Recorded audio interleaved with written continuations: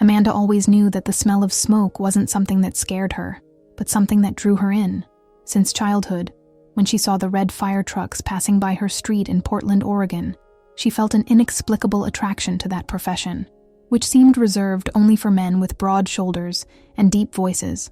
At 23, after serving 4 years in the United States Navy, she finally realized her dream and joined the city's fire department, becoming one of the few women. In a station where testosterone dominated every conversation, every joke, and every suspicious glance. The early years were a constant battle against low expectations and veiled comments. Amanda carried heavier equipment than necessary just to prove she could do it. She trained 2 hours longer than her colleagues, studied procedures late into the night, and memorized every street, every fire hydrant, and every critical point in the city as if her life depended on it, because it did. But no matter how many times she arrived at the truck first, how many fires she helped control, or how many lives she helped save, there was always that condescending look from some veterans, that smirk that said without words that she would never truly be one of them. Captain Mitchell was especially difficult to win over. A 58-year-old man with 35 years of service, he commanded Station 17 with an iron fist and old-fashioned rules. To him, firefighters were men who drank beer after their shift, had barbecues on Sundays, and didn't complain when the work got tough. Amanda represented everything he didn't understand, a change in a world he preferred to keep exactly as it always was. He was never openly hostile, but his indifference cut deeper than any direct insult. When she suggested something during meetings, he simply looked the other way and asked Jake or Marcus for their opinion, as if she hadn't said anything at all. Jake Thompson was another constant obstacle. Tall, muscular, and full of himself, he was Mitchell's favorite and made sure to make that clear to everyone. He had a particular way of undermining Amanda, always with a charming smile that made it difficult for others to perceive the cruelty behind his words. When she corrected some procedure during training, he would roll his eyes and mutter something about theory versus practice. When she was faster than him at a task, he attributed it to luck, or said she had taken the easy way out. And when she was finally recognized for something, he made sure everyone knew that anyone would have done the same. After 7 years at Station 17, Amanda had developed a thick skin, but inside she still bled every time she was ignored or belittled. She thought about quitting at least once a month, usually at 3 a.m. when the alarm went off, and she knew she would have to face not only the fire, but also the silent battle for respect that never ended. But there was always something that kept her there. Maybe it was stubbornness, maybe it was genuine love for the profession, or maybe it was the memory of all the girls who might one day want to follow the same path and needed to see that it was possible. It was on a hot July afternoon that everything changed. The alarm sounded during lunchtime, a massive fire in a 4-story commercial building in the city center. When the fire trucks arrived, black smoke was already rising like a column of destruction visible for miles. The building was old, built in the 1950s, with outdated electrical systems and a wooden structure that fueled the flames like dry paper. People screamed from the windows, employees trapped on the upper floors while the internal stairwells were already completely engulfed in flames. Mitchell immediately took command, his voice cutting through the chaos as he issued orders. He ordered 2 teams to enter from the east side, where the flames seemed less intense, and instructed another team to position the ladders for rescues. Amanda watched the scene with increasing attention, her trained eyes noticing something everyone else seemed to be ignoring. The smoke was behaving strangely, billowing not only from the front windows, but also from small openings in the roof that shouldn't be there. She knew that pattern. She had obsessively studied structural fires for years, and all the signs pointed to something far more dangerous than it appeared. She approached Mitchell while he was speaking on the Walpen radio, hoping for a pause to speak, but Jake intercepted first with a question about hose placement. When there was finally a moment of silence, Amanda spoke firmly. She said the building was showing classic signs of imminent structural collapse, that the way the smoke was billowing indicated the fire had compromised the main beams on the second floor, and that sending crews in from the east side was placing them precisely at the weakest point in the structure. She suggested a different approach, using the external stairwells for rescues and attacking the fire from the outside until they could better assess the building's integrity. The silence that followed was heavy. Mitchell looked at her as if she had spoken in another language, his expression a mixture of disbelief and irritation. Jake let out a short laugh and said they didn't have time for theories.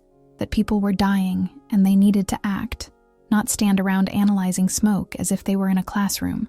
Other firefighters around seemed to agree, some nodding, others simply ignoring what she had said and returning to their equipment. Amanda felt the familiar heat of humiliation rise up her neck, but this time there was more at stake than just her pride. That's when District Chief Morrison arrived on the scene. He was a legend in the Portland Fire Department, a man who had seen and survived almost anything fire could throw at him. Tall and lean, with completely white hair and piercing blue eyes, he had a presence that commanded instant respect. He got out of the car and immediately assessed the scene, his experienced eyes scanning the burning building with the precision of someone who had done this thousands of times. Mitchell approached to brief him on the situation and the plan of attack, but Morrison raised his hand, gesturing for silence, and continued observing. After a minute that seemed to last an eternity, Morrison turned to Mitchell and asked if anyone had raised concerns about structural stability. Mitchell hesitated, clearly not wanting to admit that he had ignored Amanda's assessment. But before he could answer, Jake interjected, saying that they had discussed it, but concluded there was no time to lose. Morrison narrowed his eyes and asked specifically who had raised the issue. There was an uncomfortable silence until Amanda stepped forward and repeated her observations, this time with more technical detail, pointing to the smoke patterns, the visible cracks in the east facade, and the time elapsed since the fire started. Morrison listened without interrupting her once, his face expressionless but attentive. When she finished, he remained silent for a few seconds that seemed like hours. Then, to the absolute shock of everyone present, he turned to Mitchell and told her with unquestionable authority to listen. He said that Amanda was absolutely correct, that the building was minutes away from catastrophic collapse, and that any team inside wouldn't get out alive when that happened. He ordered all units to retreat immediately and switched to defensive operations, exactly as Amanda had suggested. The impact of those words was like a bomb exploding in the middle of the group. Mitchell blushed, clearly humiliated by having his judgment questioned in front of the entire team, but there was no possible argument against the district chief's word. Jake opened his mouth as if to protest, but quickly closed it when he realized it would be outright insubordination. The teams that were already preparing to enter the building stopped mid-movement, confused but obedient. Amanda felt all eyes turned to her, some with newfound respect, others with barely disguised resentment. Morrison then did something no one expected. He turned to Amanda and told her she would take over coordinating the rescues using the outside ladders, while he and Mitchell managed the defensive attack on the flames.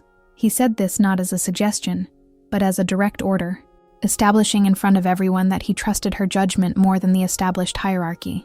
Amanda felt her heart race, not from fear, but from a mixture of validation and overwhelming responsibility.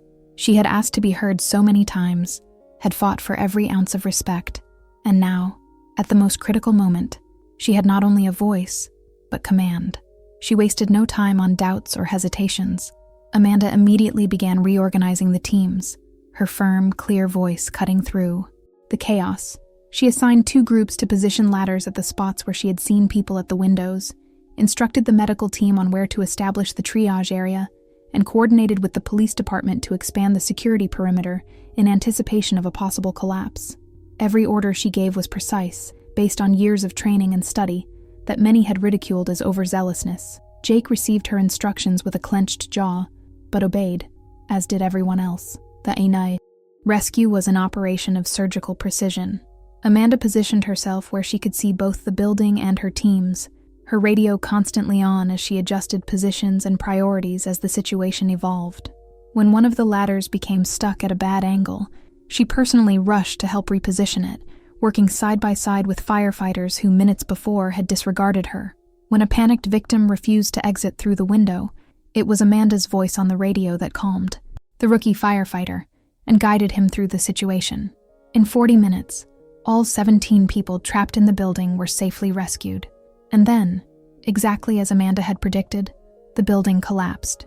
It was a dramatic implosion, the east side giving way first and pulling the rest of the structure down in a cascade of concrete, twisted metal, and flames. The cloud of dust and debris spread across the street, but everyone was a safe distance away, thanks to the expanded perimeter that Amanda had insisted on establishing. The silence that followed was broken only by the sound of distant sirens and the fire still consuming the rubble. If any team had entered from the east side, as Mitchell had originally ordered, they would be dead now, crushed under tons of debris.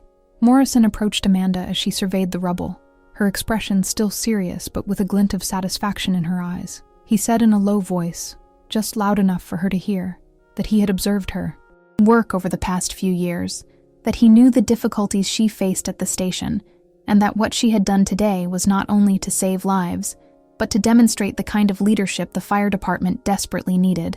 He said he would be recommending her promotion to lieutenant and that, if she wanted, there would be a position waiting for her at a station where her talent would be valued, not tolerated. As the teams began to gather equipment and prepare to return to the station, the atmosphere was completely different from when they had arrived. Mitchell avoided looking directly at Amanda, but nodded in silent acknowledgement when their paths crossed. Some of the firefighters who had always been neutral now approached to greet her, admitting they hadn't noticed the signs she had seen. Even some of the most skeptical murmured lingering compliments, unable to deny the obvious after what they had witnessed. Jake was the last to approach. He stood in front of her for a long moment, clearly struggling with wounded pride and the inescapable reality of what had happened. Finally, he said she had done a good job, the words coming out forced but genuine. Amanda simply nodded, without triumphalism, because in the end it wasn't about proving she was right or they were wrong. It was about doing the job correctly and bringing everyone home alive. The following weeks brought changes Amanda had never dared to imagine possible. Morrison kept his word, and she was promoted to lieutenant, becoming one of the highest-ranking women in the Portland Fire Department. Station 17 underwent a restructuring of attitudes, not overnight, but gradually, like a changing tide. Mitchell never became her biggest fan, but he stopped ignoring her and began soliciting her opinion on complex situations. Jake still had his competitive moments, but now there was an element of respect attached to it, a recognition that she had earned her place not through quotas or politics, but through sheer competence and life-saving ability. But perhaps the most significant change was in the faces of the young recruits who began to appear at the station. There were more women now, inspired by Amanda's story that had spread through the department like wildfire. They came to her with questions, seeking advice, wanting to know how she had survived and thrived in such a hostile environment. Amanda always said the same thing. It wasn't about being the strongest or the fastest. It was about being the most prepared, the most dedicated, and never ever doubting your own worth just because others doubted it. Years later, when Amanda looked back on that July day, she didn't remember so much the feeling of vindication or the sweet taste of being right. What she did remember was the weight of responsibility when Morrison told everyone to listen to her, the terror and thrill of knowing that human lives depended entirely on her decisions. She remembered every face that had been rescued from that building, every firefighter who had returned home to their family because she had trusted her training and her intuition when everyone around her ignored her. The emotional scar from years of being underestimated never completely disappeared. There were nights when Amanda would still wake up sweating, dreaming about all the times her ideas were dismissed, all the situations where she could have made a difference if someone had just listened. But these memories now came, accompanied by something more powerful, the reminder that eventually, when it truly mattered, at the most critical moment possible, someone with real authority had seen her worth and given her the chance to prove what she always knew she was capable of. The legacy of that day spread far beyond Portland. The story of the firefighter who predicted a structural collapse and saved not only civilians, but her own colleagues became a case study in fire academies across the country. Amanda was invited to give lectures on structural risk assessment, on the importance of listening to all voices on a team, and on how unconscious bias can literally cost lives in emergency situations. Every time she told the story, she made a point of crediting Morrison for having the courage to challenge the established hierarchy and trust her judgment when it would have been much easier to ignore her as everyone else had done. Amanda eventually became captain of her own station, one of the first women in Portland to achieve that rank. She commanded with a blend of firmness and empathy, never forgetting what it was like to feel invisible and underestimated. Under her leadership, the station developed a reputation for operational excellence and for being a place where talent was recognized regardless of gender, race, or any other characteristic, besides pure competence and dedication to duty. But she never forgot Station 17, and that crucial moment when Morrison told everyone to listen to her. Those 4 words had changed not only her career, but her entire life. They validated years of silent struggle, confirmed that her persistence had not been in vain, and proved that even in the most resistant environments to change, competence would eventually prevail over prejudice. And most importantly, they paved the way for countless other women to know that they too could have a voice, that they too could lead, that they too could be heard when it truly mattered. The impact of that July day reverberated throughout Amanda's career in ways she could never have fully anticipated. In the months following the incident, she found herself navigating entirely new territory where her opinion was not only requested, but actively sought in critical situations. The Portland Fire Department implemented new training policies based in part on her recommendations on structural assessment, and Amanda was assigned to lead workshops on identifying signs of impending collapse in older buildings. Jake Thompson's relationship underwent an unexpected transformation.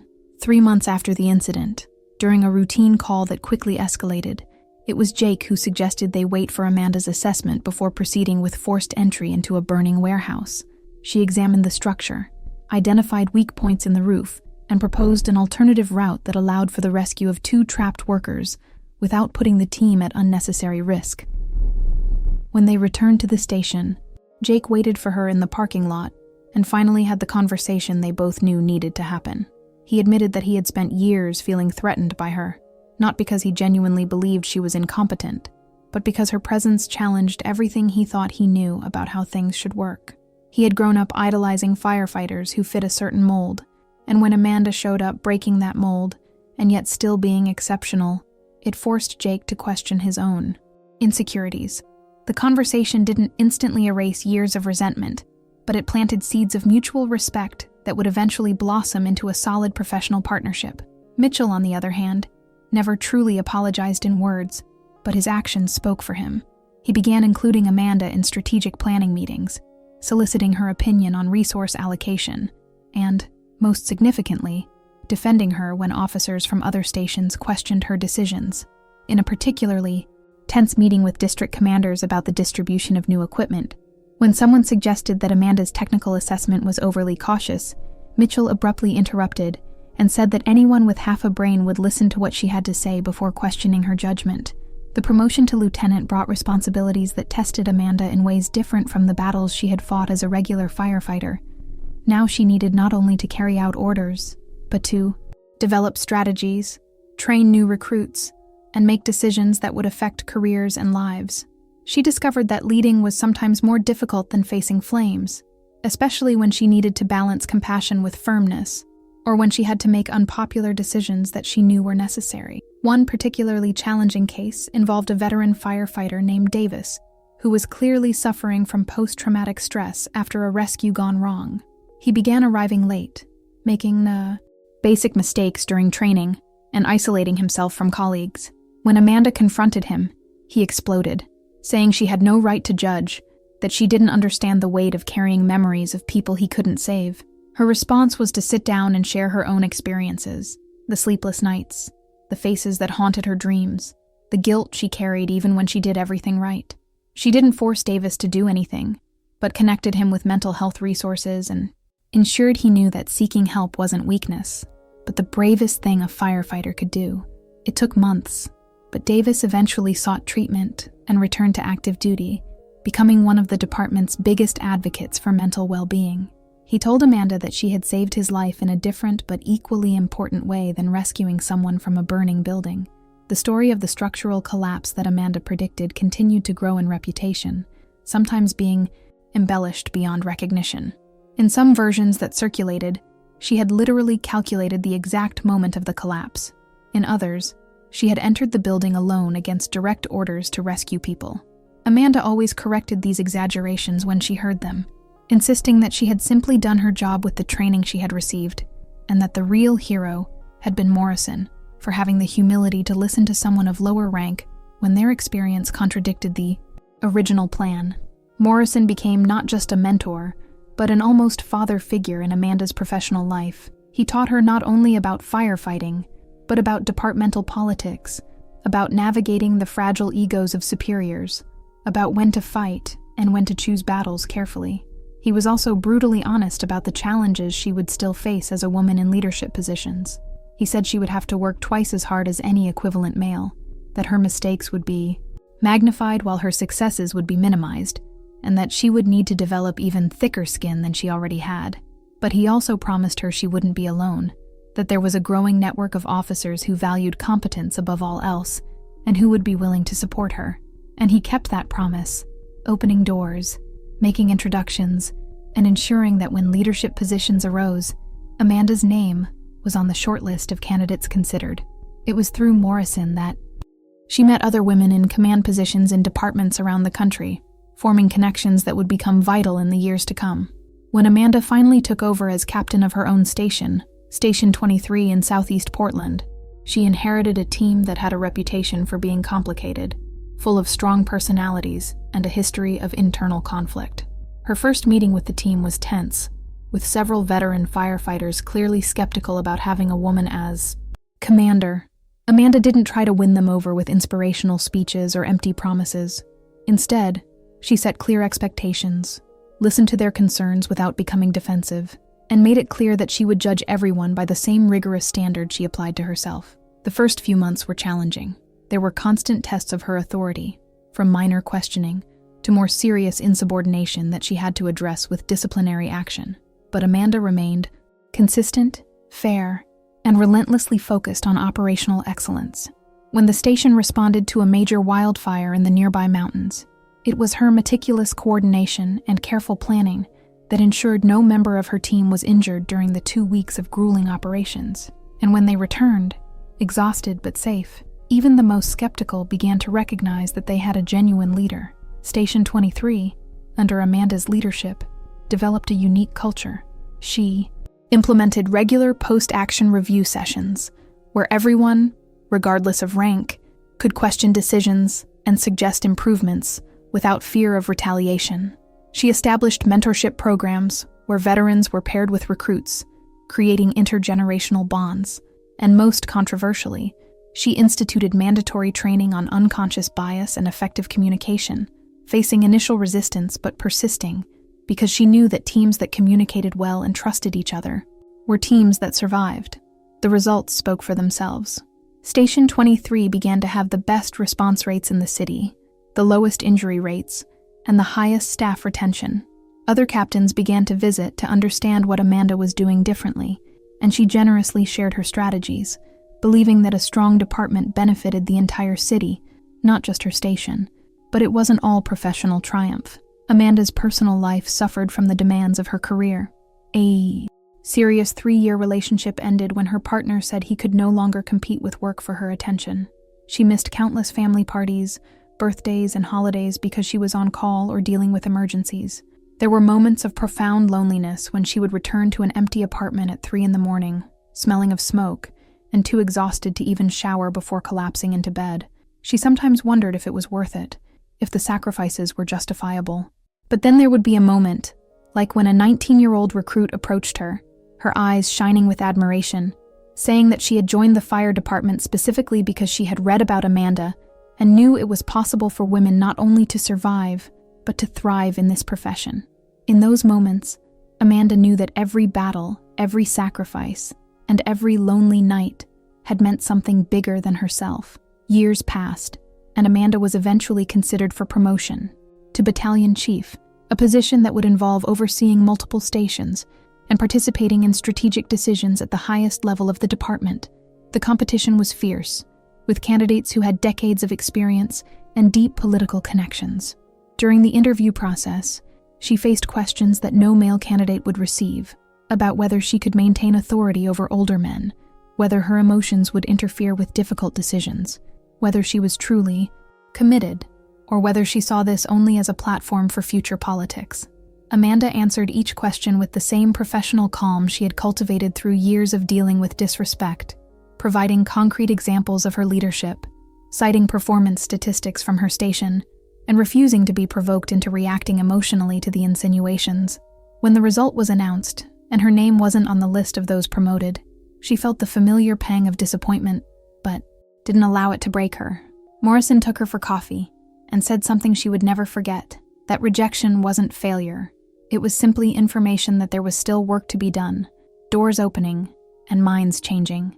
So Amanda returned to Station 23 and continued doing what she always did, leading with excellence, training the next generation, and proving through daily actions that competence had no gender. And when the next promotion opportunity arose 18 months later, her name was not only on the list, but she was the unanimous choice of the selection committee. At the promotion ceremony, now as battalion chief, Amanda looked at the audience and saw faces that represented her entire journey. Mitchell was there, now retired but present, nodding with unwavering approval. Jake was there with his family, having become one of the department's most vocal advocates for diversity. Davis was there, healthy and strong, a testament to second chances. And Morrison was in the front row, his eyes shining with paternal pride at seeing the seed he had helped plant fully blossom. But the faces that meant the most to Amanda were those of the young female firefighters scattered throughout the audience, women who didn't have to fight the same battles she did because she had paved the way, who weren't constantly questioned because she had proven it was possible, who looked at her and saw not an anomaly, but a viable career model. They represented the true legacy of that July day when Morrison told everyone to listen to her, when a moment of validation had planted seeds that now blossomed into an entire forest of possibilities. That night, after congratulations and celebrations, Amanda drove home alone, the streets of Portland illuminated by the soft twilight. She didn't think about trophies or promotions, didn't dwell on battles won or the scars she carried. Instead, she thought about the lives saved, the teams led safely through impossible dangers, and the young women she helped. And now they followed in his footsteps with the confidence of knowing that their voices mattered, that their ideas had value, and that when it truly mattered, they too would be heard.